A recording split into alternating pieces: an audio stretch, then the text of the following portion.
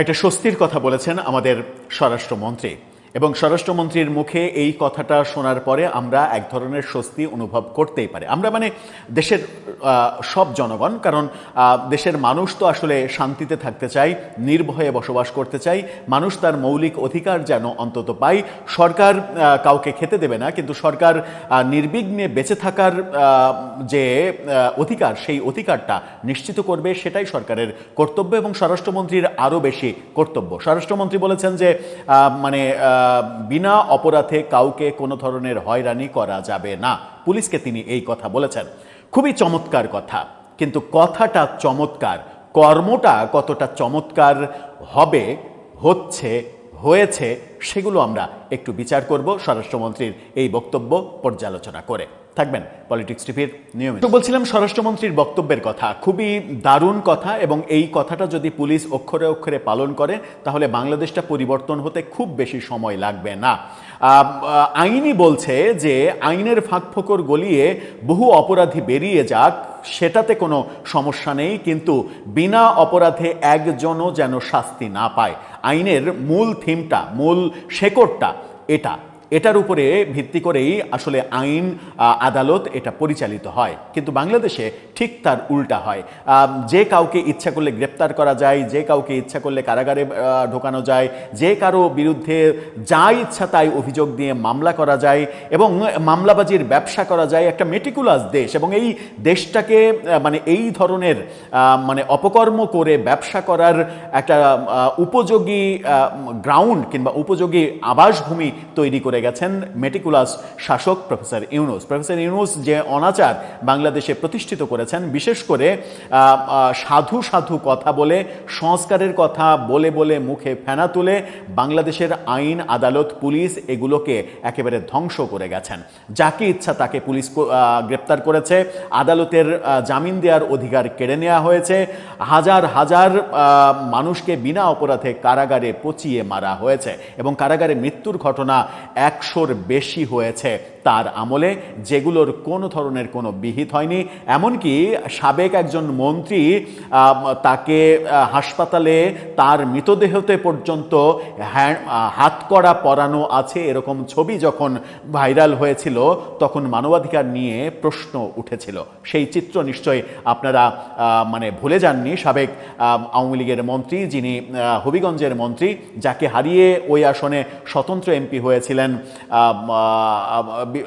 যিনি জেলে রয়েছেন, সেই আইনজীবী যখন গ্রেপ্তার হয়েছিলেন, সেটা নিয়েও অনেক কথা হয়েছে যে বিনা অপরাধে কেন তাকে গ্রেপ্তার করা হলো। বলছিলাম ব্যারিস্টার সুমনের কথা। ব্যারিস্টার সুমনের কথা নিশ্চয়ই মানে আপনারা ভুলে যাননি। ব্যারিস্টার সুমন, যাকে হারিয়ে ইউসুফ হোসেন হুমায়ুন, যাকে হারিয়ে তিনি জিতেছিলেন, সেই সাবেক মন্ত্রীকে আমরা দেখেছি মৃত অবস্থাতে হাসপাতালের বেডে হাতকড়া পরিহিত ছবি, সেই ছবি ভাইরাল হয়েছিল। মানবাধিকার লঙ্ঘনের কত নিকৃষ্ট উদাহরণ তৈরি করা যায় সেটা প্রফেসর ইউনূস করেছিলেন। সেখান থেকে বেরিয়ে আসার চেষ্টা এই সরকার করছে, এর জন্য প্রথমে আমরা সাধুবাদ জানাতেই পারি। চলুন আগে স্বরাষ্ট্রমন্ত্রীর বক্তব্যটা শুনে নিই, তারপরে আমরা অপরাপর ব্যাপারগুলো যে এটার সঙ্গে বাস্তবতা কতটা সামঞ্জস্যপূর্ণ সেগুলো একটু বিবেচনা করে দেখব। কি বলছেন তিনি? শিরোনামটা বলা হচ্ছে যে নিরপরাধ কাউকে হয়রানি না করতে পুলিশের প্রতি স্বরাষ্ট্রমন্ত্রীর নির্দেশ। স্বরাষ্ট্রমন্ত্রী সালাউদ্দিন আহমেদ বলেছেন, প্রকৃত অপরাধীকে আইনের আওতায় নিয়ে আসতে হবে। কোনো নিরপরাধ মানুষ যেন হয়রানির শিকার না হয়, এ ব্যাপারে সবাইকে সচেতন থাকতে হবে, সতর্ক থাকতে হবে। স্বরাষ্ট্রমন্ত্রী পুলিশ সদস্যদের উদ্দেশ্যে বলেন, প্রত্যেক পুলিশ সদস্যকে পেশাদারিত্বের আদর্শে উজ্জীবিত হয়ে মানুষের কাছে সেবা ও আস্থার প্রতীক হয়ে উঠতে হবে। ভুক্তভোগীকে তার প্রাপ্য আইনি সেবা দিতে হবে। প্রকৃত অপরাধীকে আইনের আওতায় নিয়ে আসতে হবে। নিরপরাধ কাউকে হয়রানি করা যাবে না। আইজিপিও এখানে কথা বলেছেন। আমরা স্বরাষ্ট্রমন্ত্রীর কথাতেই থাকি।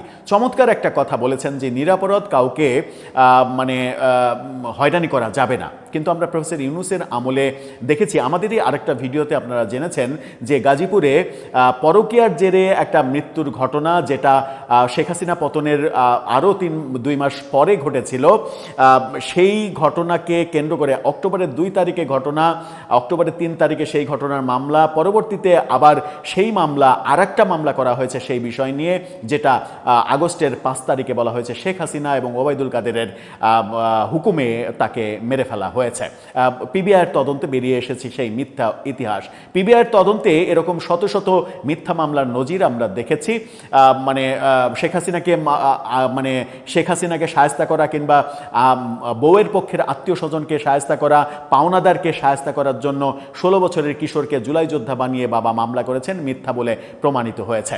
আমরা এই তো 2-3 দিন আগেই দেখলাম যে চট্টগ্রামে আদালতে একজনের মিথ্যা জিডির কারণে একজনের 1 মাসের কারাদণ্ড হলো, 5,000 টাকা জরিমানা করা হলো। এটা যদি এই মিথ্যা মামলার ক্ষেত্রে হতো তাহলে একটা দারুণ উদাহরণ তৈরি হতো।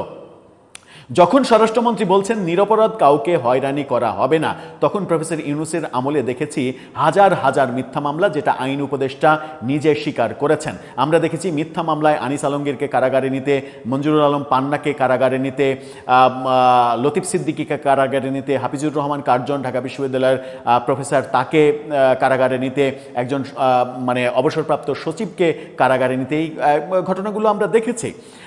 আমরা প্রফেসর ইউনূসের আমলের কথা বাদ দিলাম। এই তো কদিন আগে 7ই মার্চের ভাষণ মাইকে বাজানোর অপরাধে, মাইকে তিনি বাজাননি, যে বাজাচ্ছিল তার উপরে মব হচ্ছিল, সেই মব ঠেকাতে এসে তাকে সমর্থন করার অপরাধে তার উপরে মব হলো এবং তার নামে মামলা করা হলো ভুয়া মামলা, সন্ত্রাস বিরোধী মামলা। এই যে মিথ্যা অভিযোগে তাকে কারাগারে রাখা হলো 2 মাস, তারপরে তিনি জামিন পেলেন 30 এপ্রিল, কিন্তু কারাগার থেকে মুক্ত হলেন গিয়ে 8 মে, এই মাসের 8 তারিখে তিনি মুক্ত হয়েছেন। এই যে ঘটনাগুলো, এই ঘটনাগুলো থেকে সরকার যদি জাতিকে মুক্তি দিতে পারে তাহলে একটা দারুণ ব্যাপার হবে। প্রফেসর ইউনূসের আমলে কিংবা তারও আমলে, তার আগেও শেখ হাসিনার আমলেও যে দৃষ্টান্তগুলো থেকে গেছে, সব থেকে ভয়াবহ দৃষ্টান্ত তো প্রফেসর ইউনূসের আমলে ঘটেছে। শেখ হাসিনার আমলেও এরকম হাজার হাজার ঘটনা ঘটেছে। সেখান থেকে এই সরকার যদি সত্যিই বেরিয়ে আসতে পারে, নিরপরাধ মানুষ যদি সত্যিই সমাজে নিশ্চিন্তে বসবাস করতে পারে, কারো মনে যেন আতঙ্ক তৈরি না হয় যে আমাকে মিথ্যা মামলায় ফাঁসিয়ে দেয়া যাবে সহজেই, এর জন্য স্বরাষ্ট্রমন্ত্রীকে প্রথমে যেটা করতে হবে, আইন মন্ত্রণালয়ের সঙ্গে নেগোসিয়েশন করে যেটা করতে হবে সেটা হচ্ছে যে মিথ্যা মামলা দায়ের করার জন্য এই মামলাবাজদের শাস্তি নিশ্চিত করতে হবে। যদি আপনি শাস্তি নিশ্চিত করেন তাহলে এই মিথ্যা অভিযোগ, মিথ্যা হয়রানি সে পুলিশ করুক, কোনো ব্যক্তি করুক, কোনো প্রতিষ্ঠান করুক, কেউই করার সাহস পাবে না। আমার মনে হচ্ছে স্বরাষ্ট্র মন্ত্রণালয়ের সঙ্গে আইন মন্ত্রণালয়ের এই নেগোসিয়েশনটা খুবই দরকার। 2 মন্ত্রণালয় মিলে একসাথে যদি কাজ করে, এক মন্ত্রণালয় আর এক মন্ত্রণালয়কে যদি সহযোগিতা করে, তাহলে স্বরাষ্ট্রমন্ত্রীর এই বাণীটা প্রতিষ্ঠিত করা সম্ভব হবে। নয়তো শুধুমাত্র সেটা কথার মধ্যেই সীমাবদ্ধ থাকবে, সেটা বাস্তবতায় রূপ নেবে না। আমরা প্রত্যাশা করব অন্তত স্বরাষ্ট্রমন্ত্রীর এই বক্তব্যটা বিএনপি সরকার তার এই 5 বছরের শাসনামলে প্রতিষ্ঠিত করে অনন্য একটা নজির স্থাপন করবে, যেটা বাংলাদেশের ইতিহাসে কখনো কোনো সরকার, এমনকি এর আগে বিএনপি যখন শাসন করেছে তখনও তারা করতে ব্যর্থ হয়েছিল। আপনার মন্তব্য জানিয়ে লিখতে পারেন আমাদের কমেন্ট বক্সে।